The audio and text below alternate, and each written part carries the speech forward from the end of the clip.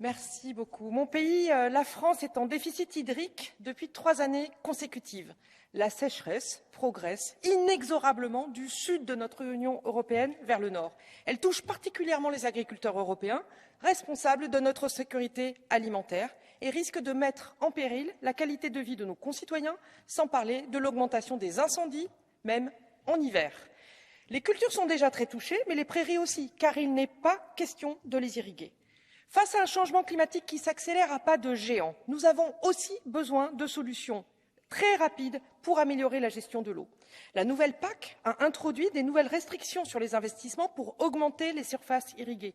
Il faut donc mettre en place des solutions innovantes. Mon pays, la France, y travaille dans le cadre de son programme Varenne de l'eau. Mais nous avons besoin de solutions au niveau européen. Que faut-il donc faire ?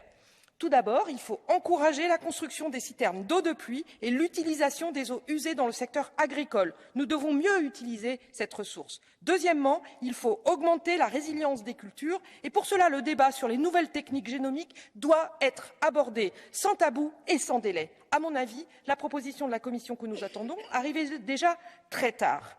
Troisièmement, nous devons promouvoir l'introduction de variétés plus résistantes et aider les agriculteurs à passer à des pratiques agronomiques qui sont plus économes en eau. Pour finir, j'aimerais souligner la nécessité de mettre en œuvre au niveau européen des systèmes assurantiels efficaces qui limitent le niveau de détresse de nos agriculteurs face au changement climatique. Tous ensemble, réduisons notre consommation d'eau, réutilisons l'eau et substituons l'usage de l'eau en priorisant la consommation humaine et les agriculteurs.